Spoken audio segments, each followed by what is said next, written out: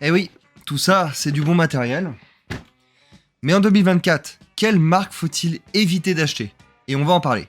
Bon, depuis les 2 dernières vidéos que je vous ai fait, il fallait que je vous fasse cette vidéo pour tous ceux qui veulent se lancer dans la pêche ou ceux qui ont un projet peut-être d'acheter dans la marque que je vais citer, et je préfère vous mettre en garde et vous expliquer un petit peu pourquoi, pour moi, ce sont des marques qu'il ne faut pas acheter aujourd'hui. Il y en a plusieurs, mais je ne vais pas évidemment toutes les citer parce qu'il y en a beaucoup trop, mais je vais vous dire au moins les plus grandes et celles qui sont vraiment, on va dire, les plus désavantageuses au niveau de 3 points. Et je tiens à préciser que cette vidéo est 100% non sponsorisée et toujours sans partenariat de marque de pêche ou de quoi que ce soit. Donc c'est bien sûr de l'avis pur. Pour dissuader les haters qui pourraient mettre un commentaire un peu haineux suite à cette vidéo, je vais dire tout simplement une chose, c'est que je me suis basé sur beaucoup d'avis, je me suis basé aussi sur mes tests personnels et sur les tests des copains qui sont aussi des grands pêcheurs et qui ont eu pas mal de marques et pas mal de problèmes avec celles que je vais citer. Je vais commencer bien sûr par une aparté, donc c'est pour moi une marque qu'il ne faut pas acheter, qu'il faut éviter à tout prix. J'en ai fait 3 vidéos, ça suffit largement, j'en ai fait assez. Il s'agit donc de Fisherbox. Eh bien, ce sont des boîtes de pêcheurs, mais il y en a beaucoup. Fisherbox étant une de ces marques, il y en a une ribambelle. Je ne vais pas toutes les citer, mais elles ont toutes le même but.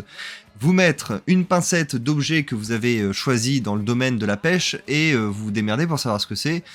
Et puis voilà, c'est tout. Il n'y a pas de réel intérêt d'avoir ce genre de box en fait.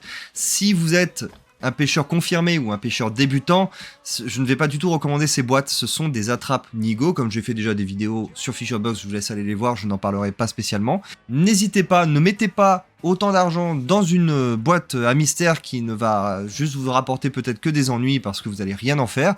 Achetez plutôt votre matériel dans un magasin de pêche, vous serez beaucoup mieux servi que par vous-même. En deuxième marque, je vais parler de la marque Sakura. Sakura, c'est une marque que je vois beaucoup chez les jeunes débutants, surtout les jeunes. Mais non, ce n'est pas du coup japonais, comme le nom l'indique, c'est français.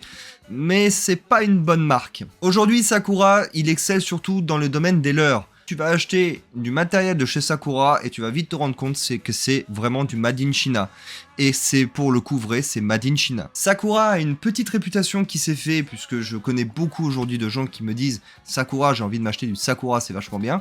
Mais après avoir testé 2 cannes et un moulinet, je peux vous dire que ça ne tient pas dans le temps et que les propriétés d'un SAV qui prend longtemps pour te rendre quelque chose qui a cassé ou qui est défectueux, bah, aujourd'hui c'est important, on veut pas attendre 3 mois, hein, Gunky, pour avoir tout simplement notre matériel de pêche, sachant que la saison de la pêche pour certains est à durée limitée, pour beaucoup, pour la majorité.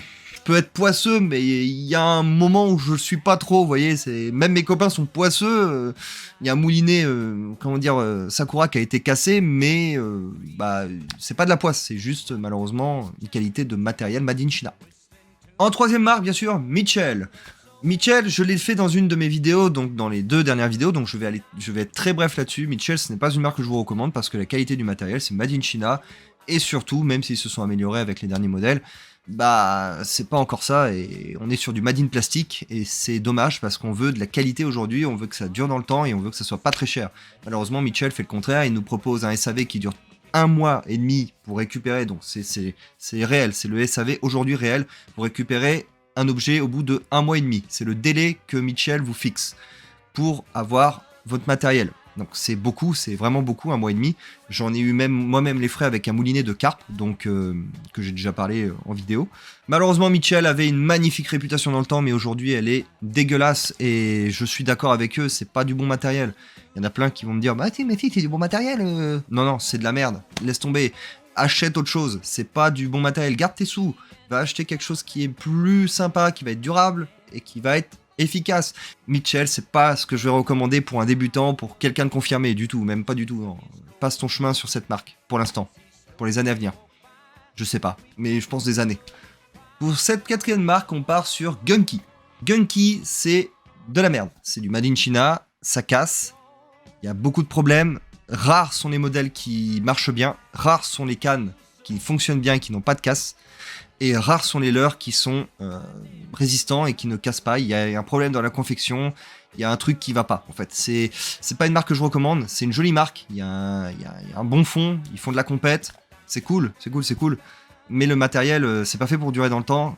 C'est fabriqué en Chine, donc le contrôle qualité n'est pas le même. C'est une marque qui n'excelle que dans une seule chose pour moi, les leurres souples, c'est tout. Mais le reste, non, évitez. Évitez, vous allez perdre votre argent, et surtout ça coûte cher, et il y a mieux, carrément mieux pour le prix. Pour la qualité du matériau, vous pouvez avoir mieux. Et enfin, je vais vous parler de Temu. Temu. Tomu. Tofu. Tofu. Temu, pour ceux qui ne savent pas, c'est un bordel géant où tu recherches des trucs, c'est un peu Amazon entre guillemets, mais made in China. Je sais que je reviens beaucoup sur le made in China, mais il faut vraiment que je vous le dise. Vraiment, Temu, c'est quelque chose que vous pouvez acheter, par exemple pour des hameçons, des trucs assez sympas. Il y a des bonnes choses à acheter sur Temu, d'accord, mais n'achetez pas votre matériel de pêche en général, que ce soit mouliné ou même des cannes, parce qu'il y a carrément il y a les panoplies complètes. N'achetez pas forcément sur Temu, c'est pas du bon matériel, c'est pas certifié, vous savez pas ce que vous achetez. Les marques aujourd'hui, il y en a tellement, c'est le bordel, il y en a plein qui essaient de se détacher.